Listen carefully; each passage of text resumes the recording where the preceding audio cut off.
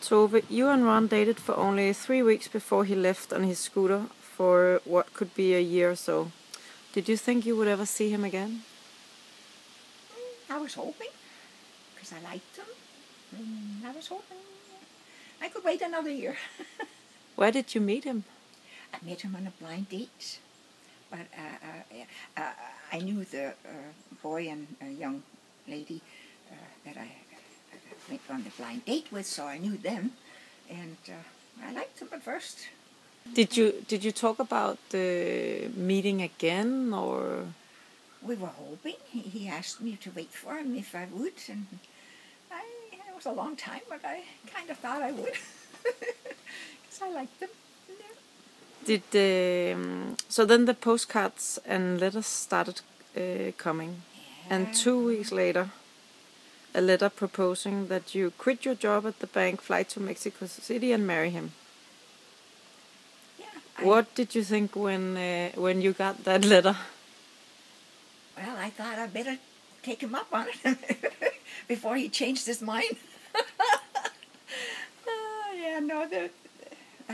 I guess I was ready, and he must have been ready too. So it worked out okay. So you quit your job at the bank, and then you went to Mexico? Yeah. What went through your mind? Oh, well, you're young and wet behind the ears, and you have lots of guts. And I figured, well, I came over here as a 19-year-old, and I dared. Yeah. Did anyone try and talk you out of it? Yeah. My longtime girlfriend back in Denmark, for Strøby, she wrote a letter. Oh, I better be careful, and what have you. So she tried her best to talk me out of it, but the rest of the family didn't. I guess they knew me. Spending 5 months on the back of a scooter trying to stretch your money as much as possible certainly isn't a typical honeymoon. Was there ever a moment when you thought to yourself, oh my, what have I gotten myself into? Yeah, there probably was a couple of times, but generally it went very, very well. But sitting that close to each other on a scooter, we became very close to each other, really. And there was a couple of times we had a little spat here and there, but when you're there and you can't run home to Mama, you figure it out how you don't get in trouble, and we both figured it out, and it was pretty good. Yeah. Do you remember what the funniest moments of what was the funniest moments for you on the trip? For me, the funniest, it wasn't fun for Ron. It was probably one of his lowest moments. Yes, there was one. We'd been traveling all day, and it was in Guatemala someplace, and we were driving across the most awful dirt road, and in volcanic dust, and he was struggling to keep the scooter up, and he was absolutely exhausted and tired. And all of a sudden, we lost the balance, and we went in the dust. And of course, when we were traveling, he had this rucksack on his back. So he, when driving, I would carry the weight with that. But when we fell, first he went down and got his hands down, but then the rucksack came and it smacked him right in the back of the head, and his face went right in the dust. Well, he muttered and he sputtered.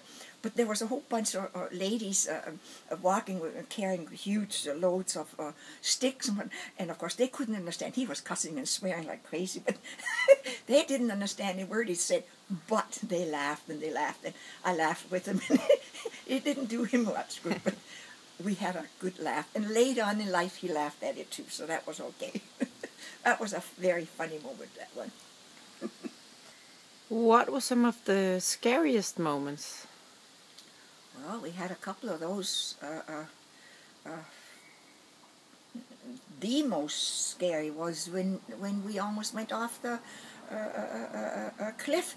The scooter broke, and I remember now. It was we had traveled through a lot of cobblestones and bad roads through Colombia and then Ecuador, and all of a sudden the steering shaft broke and he couldn't steer the thing, and we just about went off the steep cliff then, and we both had to throw our weight to the side and went down, and but that was very close. We were about a foot or two from going down the drink. That was the most scary. But we had several other ones where we had flats and a couple of spills. There was a spill that we had in Guatemala. We were going up a hill, a mountainside, and there was a curve too, and we were going putt, putt, putt, and there was a truck behind us, and Ron was pointing out to look at the volcano, and he lost sight of the road, and bang, we went down, and the truck was right behind us, but he was able to brake, but that was a close one too, but we made it. He fell and flattened his tobacco pipe, his pipe tobacco silver container that he had for that, and yeah, we made it. We had 7 flats and 5 spills. But we're still here to talk about it. Was it a dangerous trip? Oh yeah. And the stretches were so far, and we couldn't, in our little umbrella, we couldn't carry enough gasoline in the little tank there, so we had to carry extra gasoline in a metal can that I had on top of the suitcase in the back there. In fact, one time we ran out of gasoline at a tiny little fishing village in Peru, and it was rather funny because we stopped and we asked, there was nobody, no gasoline here. We said, what are we going to do, and what are we going to do? And all of a sudden, this old fisherman, he came out with half a beer bottle full of gasoline, and he said, "Para usted." So we threw it in the bench, in a tank, and we just made it to the next stop. And then they warned us, don't go by the next stop because there's no proper gas station, but there is a place where you see a Coca-Cola sign. And when you see that, stop there and you go in. So we did. And sure enough, they had gasoline. They had it in an open oil tank with a wooden lid, and the guy went out with a cigarette dangling and with a ladle of porter. We got out of there in a hell of a hurry. Oh, yeah. But no, it wasn't a proper mode of transportation in those days because we couldn't make it from gas station to gas station in most of the places, so we had to take extra with us. You and Ron were married for almost 45 years until he passed away. Looking back, do you think you shared experiences during your scooter adventure brought you two closer together as a couple and strengthened your marriage? Absolutely, absolutely. There's no doubt about it. There was never a time when we never ever got tired of talking about the trip, and there was always, you remember this and you remember that, and there was always friends and family who asked, and what happened here and what there, and this was very, very interesting. Even the kids and grandkids were always talking about it, and we took a lot of joy out of, we had a lot of joy out of repeating and telling the stories. It was quite a venture. I guess it wasn't until after we got home that I really realized just what we had done. It was quite something. Is it something you can recommend and think every couple should do? You betcha. Oh, you bet. I think young people today, if they could get out in the world and see something or do something very unusual, I think it's a fantastic way to start out a marriage, for instance. So, yeah, I think I recommend that very highly if you can. You can't do it on a shoestring if you figure it out somehow. You don't always have to have lots of money to travel and see the world. We thought we saw a lot more than people with a lot of money traveling, who travel and fly from city to city. We didn't. We went and saw how the natives lived, and I think we learned so much more because we saw how the poor people lived in the garbage dumps and lived in cardboard boxes, slept on street corners, on newspapers, or with newspapers over them. This is not something the normal tourist sees anyway. It was an eye-opener, and it's done us very much good for the rest of our lives. Yeah. How much money did you have? Oh, we had about $3,000 between us. In those days, $3,000 was quite a bit. Actually, Ron started up with 3,000, and I had only 1,000 when I came down and put it together. But we traveled until the money ran out, and pretty well. We came home with 25 cents in our pocket. We spent the last $7, $8 in the hotel in Niagara Falls. We phoned Ron's parents, and he was working. He says, "Spend it in a hotel for the night, and I'll come and pick you up in the morning." That's what we did. Yeah, we enjoyed it. When did you get married? When did we get married? In December of '59. Yeah. When did you say yes? By letter or when you saw him? By letter. Yeah, he wrote 3 weeks after he, or 3 weeks after he had left from here. He wrote and proposed, and I have it in black and white still to this day. Oh yeah. How did he convince you? What did he say? Well, I don't know. It didn't take much convincing. I liked him a lot. He was a good man, very good man. Oh, he had a temper and a half, but he was just an angel. Oh yeah, he would pound on the table and spit it out, and that was it. Oh yeah, he was very, very good. Very good. He was a good man. What do you think of your story being turned into a book? I think it's a great idea. I would love to see it, and for both my family and for lots of young people who might try to make such a trip.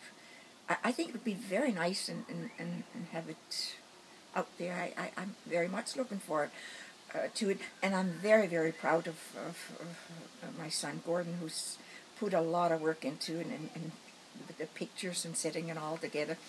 Ron did the basic work, but just eventually dropped and never did anything about it. But Gordon said it should be put out there for the world to see, and I'm all for it. So I'm very happy that the book is now done. Did you read the final version yet?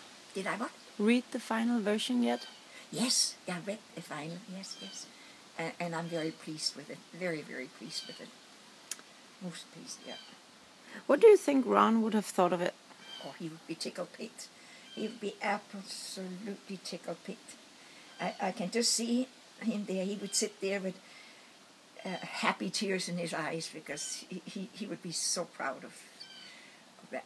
You know, he would be very proud of Gordon's work. And would you like to see your story up on the big screen someday? who wouldn't? I don't know if I dare think that high, but it sure would be fun. I would love to see it if they could find a couple of characters like a character like me. I don't know if they could find anybody. But it has been just great, just great. I'd love to see it. Did you, if there should be someone playing your character, I wouldn't know. Oh, the family has already picked somebody out, but I don't know her. Oh yeah, no, it could. It could be a very humorous because there were serious things that happened on the trip, but a lot of it was quite funny too. So it could be quite humorous. Read a real adventure story. Mm-hmm. Is there anything you would like to say to the Kickstarter community? I would think that this would be a story of quite a lot of interest. I have found, when we had our bed and breakfast up in Dyer's Bay, that story was being told night after night after night, and people always sounded extremely interested in it and so on. So I know a couple of hundred people every summer listen to it. We had that B&B for 11 years, so a lot of people have already shown interest in it, and I have a lot of friends and acquaintances around where I live here now in Font Hill area, and everybody seems to be really gung-ho on it, so I don't think all my friends can be all wrong. I think that there's a good chance that this is going to take off. Thank you very much.